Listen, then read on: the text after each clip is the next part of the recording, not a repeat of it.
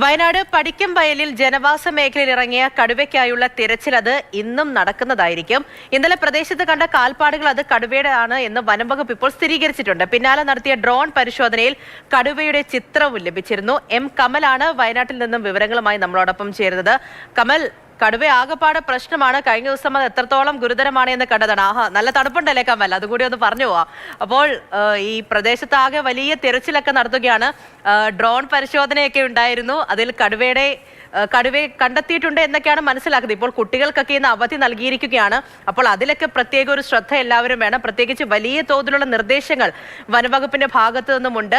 എങ്ങനെയായിരിക്കും ഇന്നത്തെ നീക്കങ്ങളൊക്കെ തന്നെയും കമൽ?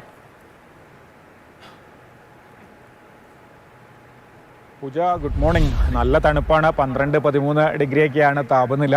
എന്തായാലും അതൊന്നും ഈ തിരച്ചിലിനെ ബാധിക്കില്ല. വനംവകുപ്പ് രാത്രി മുഴുവൻ ഇവിടെ പട്രോളിംഗ് നടത്തുകയായിരുന്നു. വയനാട്ടിൻ്റെ ഏതാണ്ട് മധ്യഭാഗത്ത് കണിയാമ്പറ്റ, പനമരം പഞ്ചായത്തുകളുടെ അതിർത്തിയിലുള്ള സ്ഥലമാണ് ഈ പച്ചിലക്കാട് പടിക്കം വയൽ.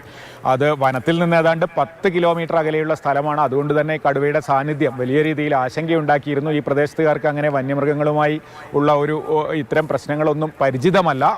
ഇന്നലെ വനംവകുപ്പ് അതുകൊണ്ട് തന്നെ വിവരം അറിഞ്ഞപ്പോൾ തന്നെ വലിയ രീതിയിൽ വനംവകുപ്പിൻ്റെ എല്ലാ ടീമും ഇവിടെ എത്തുകയും പട്രോളിംഗ് ഏർപ്പെടുത്തുകയും ഒക്കെ ചെയ്തിരുന്നു. അതിനിടെയാണ് വൈകുന്നേരത്തോടെ ഡ്രോൺ പരിശോധനയിൽ കടുവ കൃഷിയിടത്തിൽ കിടക്കുന്ന ദൃശ്യങ്ങൾ ലഭിക്കുക കൂടി ചെയ്തത്. പ്രാഥമിക നിഗമനത്തിൽ ഏതാണ്ട് ഒരു 5 വയസ്സ് പ്രായം വരുന്ന കടുവയാണ്. സാധാരണഗതിയിലുള്ളതുപോലെ പ്രായമായോ പരിക്കേറ്റോ പുറത്തിറങ്ങിയ ഒരു കടുവയല്ല എന്നുള്ളതാണ് പ്രാഥമിക നിഗമനം.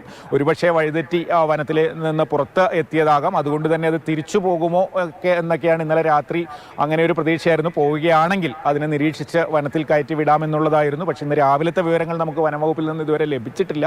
എന്താണ് ഇപ്പോഴത്തെ അപ്ഡേഷൻ എന്നുള്ളത്? എന്തായാലും ഇന്ന് 8 മണിയോടെ പൂർണ്ണ തോതിലുള്ള തിരച്ചിൽ പുനരാരംഭിക്കുമെന്നാണ് ഇന്നലെ DFO അറിയിച്ചത്. എന്തായാലും ഏതെങ്കിലും വളർത്തുമൃഗങ്ങളെ വേട്ടയാടുകയോ അത്തരം പ്രശ്നങ്ങളൊന്നും ഉണ്ടായിട്ടില്ല. ഈ സമീപത്തെ ഉന്നതിയിലെ ഒരാൾ ആദ്യം കടുവയെ കാണുന്നു, വിവരം അറിയിക്കുന്നു, പിന്നീട് കാൽപ്പാടുകൾ കണ്ട് വനംവകുപ്പ് സ്ഥിരീകരിക്കുന്നു. ഇവിടെ ഏതാണ്ട് ഒരു 10-30 ഏക്കറോളം വരുന്ന ഒരു കാപ്പിത്തോട്ടത്തിൽ ആണ് ഇന്നലെ വൈകിട്ട് കടുവ ഉണ്ടായിരുന്നത്.